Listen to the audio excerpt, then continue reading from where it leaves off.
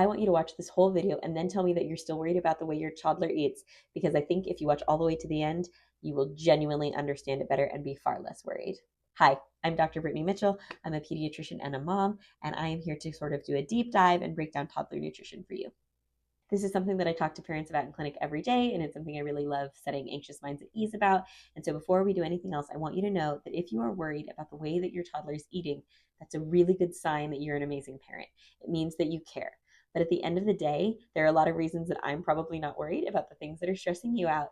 So stick with me here and we're going to break it down. And once you understand the science and the reasons behind it, I bet you'll feel a lot better too. So today we're going to cover 4 main things. 1, how much toddlers actually need. 2, why they eat the way they do. 3, how to build a balanced plate using the MyPlate framework. And 4, what to focus on and what to let go of. If that sounds good, let's get into it. Okay, so starting with the basics, how much does your toddler actually need to eat? When I think about toddler calories, we're looking at 1,000 to 1,400 calories per day. Now, that sounds like a lot, except for that a toddler's stomach is only about the size of their fist. So when we think about that, it's clear that these meals need to be nutrient dense and filling to get us where we need to go in that smaller amount of calories. Now, the key nutrients that toddlers specifically need are going to be your calcium, your zinc, your vitamin D, and especially iron. The American Academy of Pediatrics tells us that iron is the #1 nutrient deficiency in toddler age group. After 12 months, we often see all of those iron fortified cereals, baby foods, iron fortified formulas, if your kiddo is drinking formula, sort of taper off. We also see an increase in cow's milk, which can interfere with iron absorption in a multitude of different ways. At the end of the day, we're aiming for about 7 milligrams a day of iron, and great sources of that are going to be your red meats, but there are also some iron sources in leafy vegetables and non-meat protein sources if your kiddo is really specific about their food preferences. Not to be left behind are going to be calcium and vitamin D, which pair together to help our bone health. Great sources of these are going to be your fortified dairy items, your yogurts, your cheeses. Cow's milk is great, but remembering to keep that limited. We don't want more than about 16 ounces of whole cow's milk in a 24-hour period for most kiddos. And then healthy fats, and I really want to emphasize this, like we do not put toddlers, especially those under 2, on any kind of low-fat diet. Fat is not the enemy here, like it kind of gets a bad rap for. Fat is actually really helpful in brain development. And so thinking like avocado, healthy fats for cooking, fatty fish, all of these things are going to be your friends when it comes to your toddler's nutrition. Fiber also matters, and a really easy way to remember this is going to be 5 grams plus your kiddo's age. So a 2-year-old is going to need 2 plus 5 or 7 grams of fiber in a day. Fruits, veggies, whole grains, all of that counts. So we just really want to focus on getting a variety of things and then working towards that good amount so that we have a nice healthy gut and we don't struggle with constipation. So this is the next part that I think takes most of the parental guilt off the table. Let's talk about why toddlers eat the way they do, because this is the part that will change everything. When your baby was working on growing in that 0 to 12-month age range, they were working on doubling and triple their weight in that first year of life. Now, once we hit those toddler years, our growth slows down quite a bit. And so they don't need the same amount of calories and nutrition at the same volume and frequency that they were getting it before. So as their growth slows down, I expect their appetite to slow down, and all of that is normal. Your doctor will be watching your child's unique curve to make sure that their growth continues along their timeline, but this is not, generally speaking, something to stress about. Toddlers are really great at monitoring their internal hunger cues. So they eat when they're hungry and they stop when they're full. And there are some child development studies that show that these toddlers that are respecting their internal hunger cues actually go on to develop healthier relationships with food in the long term. You'll also notice that there are going to be days that your toddler eats you out of house and home, or like they have a hollow leg, and days that they touch almost nothing. And that can be normal too.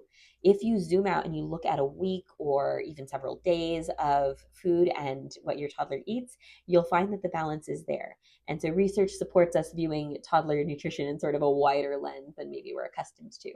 There is also, of course, a toddler's growing autonomy and that fear of trying new things. So some toddlers may take 10, 12, 15 exposures before they develop a true taste for something, and that's okay and normal. Keep offering, but make sure that we're including safe foods that toddlers like and that you know your toddler will eat, so that they have the option to eat something that they're familiar with on their plate. And then just merging in line with that autonomy, toddlers don't get to exert a lot of control over their lives. So this is a very normal, very frustrating for parents place that they tend to exert that. They can control what they eat and when they eat and how much they eat, and they're going to milk every ounce of autonomy out of that they can. So reducing power struggles around mealtime is going to be a great tool in your toolkit. Now, if you think pediatricians and their children are immune to this, there have been times where all my toddler will eat is berries and a very specific brand of snack bar. And while I sit here and I give this talk in clinic all the time, when it's my own kid, I do have to step back and try to make myself remember that this is very normal and healthy and just how toddlers develop, and that it's okay. But if it makes you feel any better, we pull our hair out at home about it too sometimes. All right, now let's talk about how to actually build a balanced toddler plate. For this, I really like to recommend using the MyPlate framework because it is colorful, it's visual, it's family friendly. The MyPlate framework was developed by the USDA, and it breaks the plate down into four main sections. So fruits, vegetables, and then you're also going to have your protein and your whole grains. And then off to the side, there's going to be a little extra serving of dairy. So the first part of that is you want to think about filling half the plate with fruits and vegetables. This can be sliced strawberries. It can be a salad if your toddler is into that, but you can also do cucumber rounds or mashed sweet potato, aiming for variety and color across the half that is fruits and vegetables, and that is at every meal. Grains make up about a quarter of the plate, and half of that quarter ought to be whole grains. So thinking oatmeal, whole grain pasta, or whole grain bread, remembering that we're really aiming to increase that dietary fiber that most toddlers and really probably most people are deficient in. These whole grains also have more micronutrients in them when we don't strip away all of that good stuff in the processing.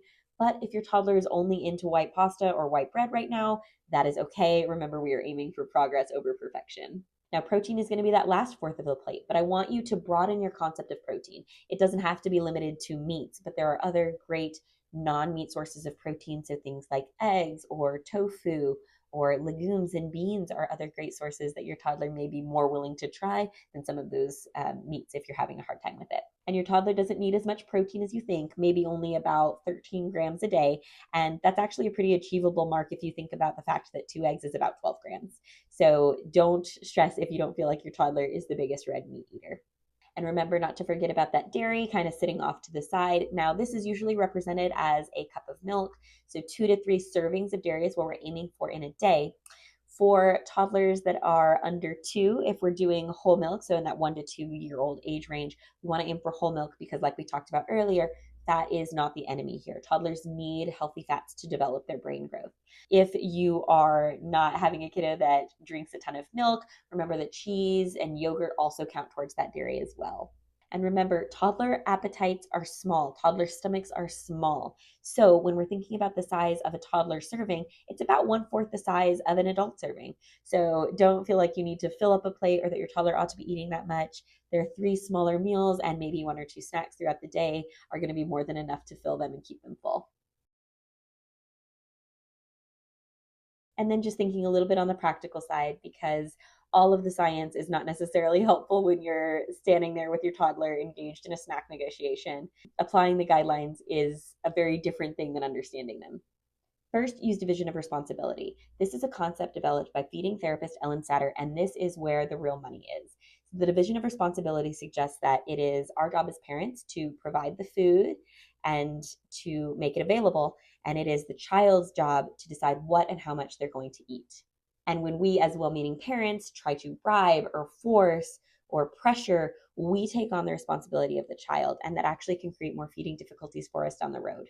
The second thing would be to not cook separate meals. So make what your family is going to eat, and then make sure that you've got a safe food that your toddler will engage with on the plate. That constant exposure to new things is going to help broaden their food horizons, so to speak, and it guarantees that there's at least something that they feel comfortable with on that plate for you.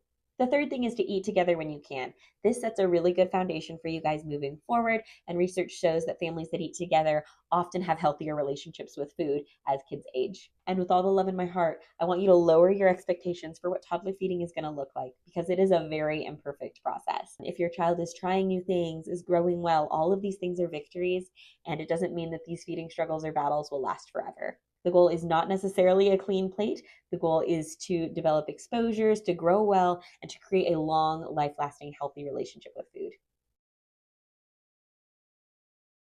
Now, before we wrap up, I do want to let you know about some things that would worry a pediatrician and when you should bring it up to them, because I would be remiss if I didn't include the fact that there are some times that you need a little extra assistance. If your child is eating less than 20 foods total, or they seem to really struggle with specific textures, that's a good reason to bring it up to your doctor. Also, if they're engaging in unusual food behaviors such as chewing and spitting it out, or repeatedly gagging or choking, it's a good idea to talk to your doctor. And then, of course, if they're not growing well or meal times are just a knockdown, drag out fight for everybody, never a bad idea to ask for a little reinforcement from the pediatrician that knows your child the best. Feeding therapy is a real and wonderful thing when we need it. There is no shame in asking for extra support if your child is really struggling, especially if they're not growing well. Your doctor is going to want to be involved in this. And truly remember, we are here to be your partners in this. We love talking about it. So please bring your concerns to your doctor. We're happy to partner with you and to walk alongside you through whatever feeding troubles you guys are struggling with. Your toddler doesn't need to eat perfectly. They don't need to clean their plate.